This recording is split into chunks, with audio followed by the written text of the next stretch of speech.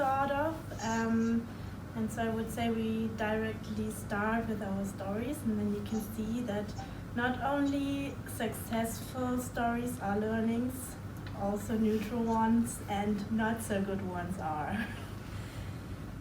So I would directly start with the feedback story I had. It was kind of a situation with a colleague. I don't know that well, but she had a problem with another colleague, and the other colleague left, and then I just saw her reaction from far away, but I saw it, and it was kind of another reaction than she usually has. So I thought, okay, let's have a look on it, and maybe she needs some time. But in my opinion, she kind of overreacted, or she reacted not in the right way she should, if I think about her as a person. And so I decided to grab her in the right minute and to tell her how her reaction appeared to me. And she was kind of shocked that it came across that way. And this is what I knew, because I knew that she's usually not that way. And then she was so thankful that somebody was so honest to her and told her what really the topic was. And then we also had another open discussion, so it kind of went on. And we were talking about how she can handle the situation, and I also gave her tips what we learned in our session, so that she really should tell the colleague how she felt and what this is doing with her. And she took it with her. She was very thankful to have the tip, and it worked out in the situation then. So it was kind of double successful for me as a feedback giver, but also as a feedback receiver at the end to see how everything went out. How have your situations been? So, I would like to share with you, let's call it, I'm not sure if it's self-awareness, but the fact that I will notice that I had a very strong unconscious bias toward the entire German community. Coming from different culture, obviously you have some stereotypes, and I thought that all Germans are very strict and very serious, and apparently it was so strong that it's affected my communication with my colleagues, with my peers, and also with my managers. And I was surprised that when I was aware of this situation and I was a little bit calmer and was more personal towards people, I managed to actually engage them in my life, in personal life, but also in my science. And this was very successful, and it actually add up to the fact that I learned that everybody has different personality, which is not, it's not too surprising, but I noticed, for instance, specifically with my managers. So I have two managers, two department heads, and one of them is extremely green.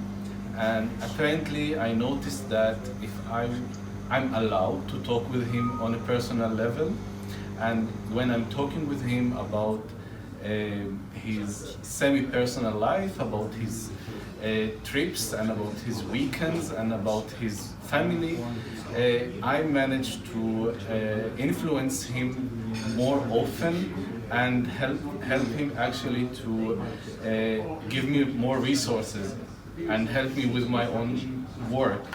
My other manager is very, very blue, and I noticed if I'm sharing with him a lot of data, a lot of information, which I personally think it's too much, but he really always wants to hear, and actually now he's appreciating me much more, and he's involving me in much more projects. The only thing that I found very tricky to me is how to delegate to like cross-functional delegation, because for me it's very hard to get to know people very easily, and I'm still working on that. I tried it and it wasn't so successful at the first place. Anybody else? Okay, so since you talk about cross-functional delegation, so that's the topic I'll touch upon. So my department, site management, often getting analytical requests that require multiple disciplines. And I was in a situation where the previous manager left the position before the new manager come on board. So I have to substitute in sort of to delegate tasks to individual experts. And we're getting a lot of antibody drug conjugate projects. This is a very hot topic in MEC these days that sometimes involve the solubility team, solid states, MNR, and so on and so forth. So based on this course, I learned an important tactic is really to showcase the significance to all stakeholders. So that is the only way to align them, since they have a different priority and timeline, but that's the only way to put them together to raise the significance. And this ties well with another skill, presenting with impact, to be discussed later. So with that, I feel it was much easier to delegate the task using the skills we've learned in class. I think you guys have shared all the success stories, but I want to share with you like what I have learned by not managing the conflict really well. So there was a scenario was I reached out to a colleague to do some tasks. I even wrote her an email with like different colors saying what I need.